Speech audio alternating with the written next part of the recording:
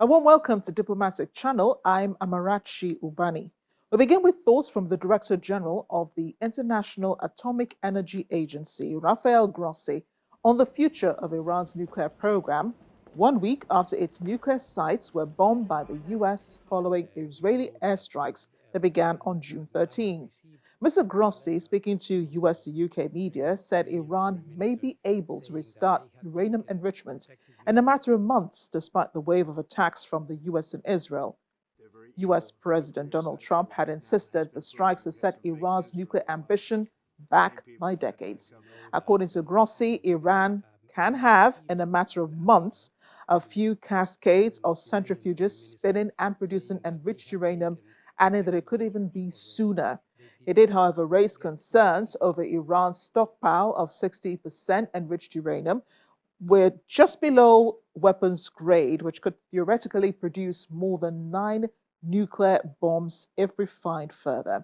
He acknowledged that the IAEA does not know whether this stockpile was moved before the bombings or partially destroyed. It comes as commander of Iran's Islamic Revolutionary Guard Corps, Quds Force, Ismail Qani, made a public appearance in Tehran on Saturday during funeral processions for military and scientific figures killed in recent attacks. A recent New York Times report had listed him among commanders allegedly killed in Israeli strikes. Qani, in a full military uniform, walked among the mourners, paying tribute to over 60 victims, including former IRGC Commander-in-Chief Hossein Salami, nuclear scientists, and civilians reportedly killed in Israeli strikes. Well, thousands of Iranians gathered to mourn those killed during the airstrikes by Israel on Saturday. Among them were nuclear scientists such as Feridun Abbasi, Ahmad Riza Zolfagari, Amir Hussein Fagihi, and Asghar Hashemi. Mourners said that they were there to honor the dead and family members killed with them. Earlier in the day were funeral processions for several senior commanders, including former IRGC Chief Hossein Salami and IRGC Force Commander Amir Ali Hajizadeh. At least 610 Iranians were reportedly killed, more than 4,700 wounded during the 12 days of conflict, so says the Iranian Ministry of Health. Now, thankfully, a ceasefire exists between Israel and Iran. That's all thanks also to the US President Donald Trump. It came into effect on Tuesday last week. Trump says Iran now wants to meet, knowing its nuclear sites have been obliterated. And for the Israeli Prime Minister Benjamin Netanyahu, the great victory over Iran opens up an opportunity for a dramatic expression of peace agreements, referring to the Abraham Accords, which he said Tel Aviv was working on vigorously. Joining us now is geopolitical risk and defense consulting expert Onyekachi Adekoya, who's also the CEO of Aquiline Intelligence. He joins us from here in Lagos. Onyekachi, thank you for joining us on the program. Thank you for having me, and good day to the viewers. Let's begin with the peace deal that was struck by President Donald Trump at the White House between the DRC and Rwanda, a win for the Trump administration. It demands the disengagement, disarmament, and unconditional reintegration of armed groups fighting in the eastern DRC. It's an exchange for access to minerals in the DRC, especially, and there have been several interventions into the crisis between the DRC and Rwanda. Do you think the peace can be restored to the region by this deal? It's very difficult to tell. Just looking at the deal itself, it has so many moving parts. Um, to your statements on referencing the U.S. interest in rare earths, which is correct, but I think the U.S. is more concerned about heavy rare earths, which is more found in China. Perhaps the access to other mineral resources, which is of interest to certain U.S. Government corporations or private individuals, may be at play here, perhaps to sort of cover the expense for any would-be intervention, if there's anything like that. There's no clear indication of how involved the Americans will be to police this deal. Remember that this deal looks more or less like the Sun City Agreement reached sometime in 2002, which is also a shade of the Lusaka Agreement reached or the Addis Ababa Framework. So the deal, for my own assessment, it's doesn't really deal decisively with the issue that the government of DRC has with the M23 rebels. And what this deal simply does is to say that conversations will continue using the Qatar format to find a way to resolving that reintegration issue. It doesn't deal with other geopolitical concerns within the Great Lake region, other concerns that the Rwandans also have with the FDLR and incursions into Rwanda. So again, it's too early to tell whether or not this deal will hold, because this is a conflict that has raged on now for over 3 decades, having different formats of agreements in place, which has been breached. So we don't know. We don't know what would change. We don't know how invested the US would want to be if the US would want to match its talk with some boots on the ground. Just recently, the SADC military contingent was just reported to have pulled out of the region. So we don't know. So who's going to enforce what? Statements like respecting each other's territorial integrity is quite vague.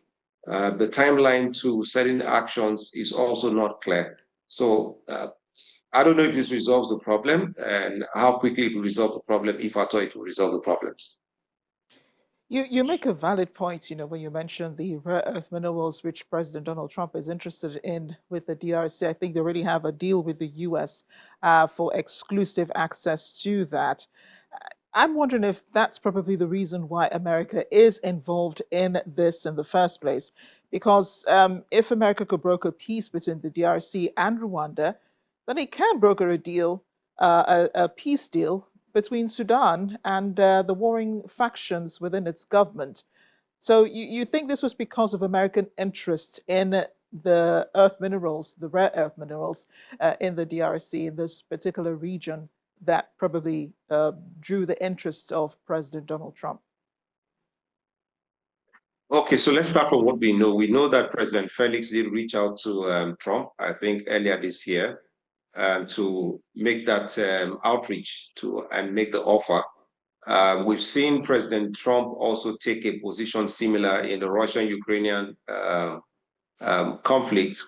But in the case of the Russian-Ukrainian conflict, there were no military guarantees given to Ukraine. What America was trying to fix was its overextension to Ukraine and making sure it recovers some of the funds expended. So you could say that access to certain minerals can be an icing on the cake. Whether or not it pays sufficiently for boots on the ground, the level of American attention and interest needed to police the deal is what we are not too clear about. But clearly, Trump wants to be transactional. He said repeatedly that he doesn't want America to be the police of the world at no benefits to the US. His position has always been what is in it for the US. So in this case, there is something in it for the US government, by extension, American corporations. The Congo, part of the problem around the DRC and the Greater Lake regions, of course, is just resource control, unchecked mining, and the fact that that region is really, really mineral rich, and there's a scramble and a bit of great power conflict, or as to a jostling between China, Russia, and of course America also wants to claim a stake, with France losing out in Africa. So there's a whole lot of consideration going on. The extent to which this rewards the level of investment needed is again what we are not clear about, and how far the US government is willing to be drawn in. The Boston talk by Donald Trump, I mean, maybe causes the parties to second guess themselves a bit, but whether it's going to match action with words is again what we're not sure, and the extent to which. We must also note that a significant part of the source of the conflict has been left to the Qataris to resolve. So again, it's just wait and see how far this goes. That's the position I'd rather take. So Trump is able to broker a ceasefire between Rwanda and the DRC. And speaking of a ceasefire, that's what now exists, at least for now, between Israel and Iran. Once again, thanks to Donald Trump. Some think that this is Iran's chance to beef up ammunition against Israel and probably recalibrate its attacks on Israel and the United States. The International Atomic Energy Agency Director General Rafael Grossi Sunday said that Iran can recalibrate, Iran can continue enriching uranium within months, despite the attacks by the US and Israel. Do you think that's probably what Iran is doing at the moment? So first thing, I'll speak to Donald Trump's evolving reputation as a global peacemaker. Again, also Pakistan did nominate him for a Nobel Peace Prize. Uh, I think Trump would always be Trump. Uh, just put it that way. We're just waiting to see what happens. He's promised a quick resolution to the conflict in Ukraine. When pressed about it, he said it was all sarcasm. The Israeli-Iranian crisis, which is the topic of discussion now, has it really been resolved? The facts on ground doesn't look like that. And the problem is not whether Iran will quickly rearm and re-strategize. That's a given. The real question is how long till Israel strikes again? Because from the facts on the ground, we did see that it was the Israelis bidding the Americans to come into the fight, because Israel went for a blitzkrieg, as it were, a decapitation strike with some shock and awe and some actions deep behind enemy lines, creating a sense of chaos, hoping that they would give other opposition voices sufficient reason to come to the streets and topple the government. So that has not worked, though some other objectives have been achieved. So I think that on the first part of the Israelis, before the Iranians, again, Rachel just came out I think a day or two ago, to report that they are having a problem with producing jet motors for the missile systems that they are producing. So it's clear that the Israelis had run down on their missile defense stockpile. The Iranian missiles did also inflict significant damage until the media blockade is lifted. Um, Simple civilians outside, even in Israel, may not know the extent to the damage. But from the pictures and videos we have seen, Iran dealt a very heavy blow to Israel in that 12-day, 13-day war, as it were. So clearly, Israel will want to rearm, restock, refresh, and given that the path to Iran is now open, and Israel now has air superiority over the territories of Iraq, Syria, and Iran, you can be rest assured that there will be a full-up strike once the conditions are ready. Now, on the Iranian part, the Israelis did deal significant damage to first their missile launch sites, their missile launch systems, and of course, it did degrade its army by the strikes on its leadership. So what Iran will be seeking to do would be to restore back its anti-access systems, which would be to bring back the air defense systems, and also refurbish and perhaps launch an operation to create sufficient missile launcher capability, because that was degraded by Israel. So I have a sense that deterrence has not been restored, what you call escalation deterrence on both sides. Israel was not sufficiently diminished, neither was Iran, though Iran did suffer more than Israel. Uh, Both parties are looking for a pause and refresh situation. And I think when the Americans came in and provided the option of a ceasefire, they were happy to tap in. But I think on both sides, really, to answer your question, both sides are ready to go at the slightest opportunity. The rhetoric is still there. So it's just a wait and see game. Amarachi, I must make a point to say that everybody is talking tough in this conflict. The Israelis are talking tough, the Americans are talking tough, the Iranians are talking tough. But what it does look like is that there's been some telegraphing of actions. So you can excuse the media campaign by the White House. It's about narrative shaping. Right. The Americans launched a strike that cost about $100 million and hit, based on reports and battle damage assessments, hit practically nothing. There is, as at today, no radiation leak. As at today, nobody can say for a sure, for a certainty, where the centrifuges are. You know, nothing achieved basically. Israel on its part cannot say, oh, it was a decisive blow, you know, Iran. So everybody's just making claims and counterclaims. So it's all, you know, in projecting national power. The information domain is a very important domain. So you can understand where Israel wants to be ahead of the narrative, Iran wants to be at the narrative, the US, because they all have their stakeholders to manage. Donald Trump has his internal stakeholders to manage. The regime in Iran has the same thing. Prime Minister Bibi has his own issues even in Israel. And remember that before the October 7th incident, there were a number of protests being reported on the streets of Israel. So it's all narrative management, if you ask me. Yeah, and let's speak a little bit about that. What the Israeli Prime Minister does hope to achieve. As you rightly mentioned, there have been protests. In fact, there were protests on Sunday also calling on the Israeli Prime Minister not to forget those hostages who are still in Hamas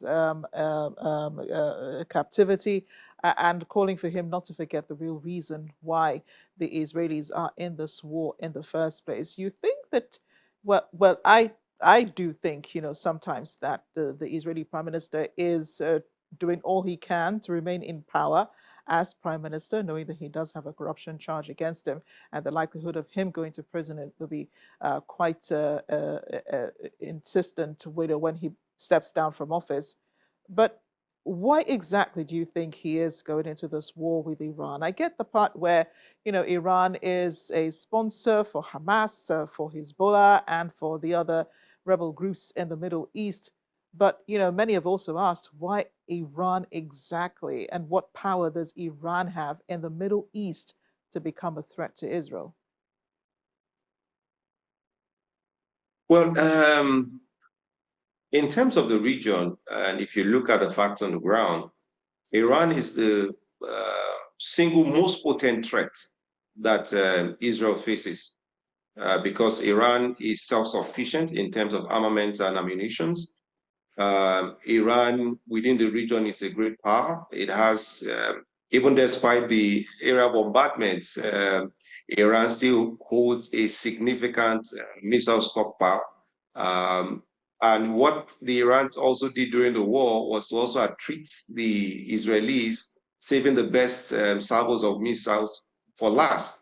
So Iran may have shedded off a large stock of old complexes, now having very dangerous modern complexes that have multiple reentry vehicles.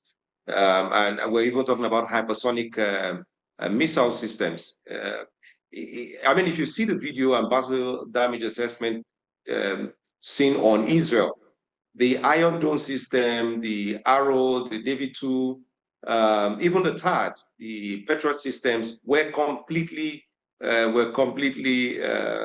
would I put it now? We're completely overrun, and these missile systems beat everything that Israel had to protect itself. Now, that's on the one hand in terms of capability.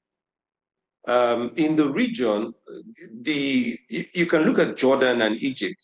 They are almost joined at the hips with the American government and American economy. They cannot have an independent policy in the region, as it were, because of how tied they are to the U.S. Position. If you look at Iraq, Libya, Syria, uh, Israel has achieved a significant victory, particularly with the recent fall of of Assad in Syria. Now, remember also that it's been Israel's long time strategy to have a Kurdish state, because that would, in some sense, fracture some of the countries in the region, Turkey, Iran inclusive, to break them into smaller components, and such that these components are not strong enough to pose a significant threat to the state of Israel. Now, Iran, as it were, if you look at the Qataris, the Saudis, they're a bit more pacifist. Again, they are also regional competitors to Iran. Iran is not aligned since 1979, has not been aligned to the American position, and is a major power bloc mounting a pressure campaign against Israel through its proxies in Hezbollah, in Hamas, the Houthis in Yemen, and other regional force. So Israel is confronting, as it were, a near-peer rival in a great power posture or conflict within the what you call the Western Asian region.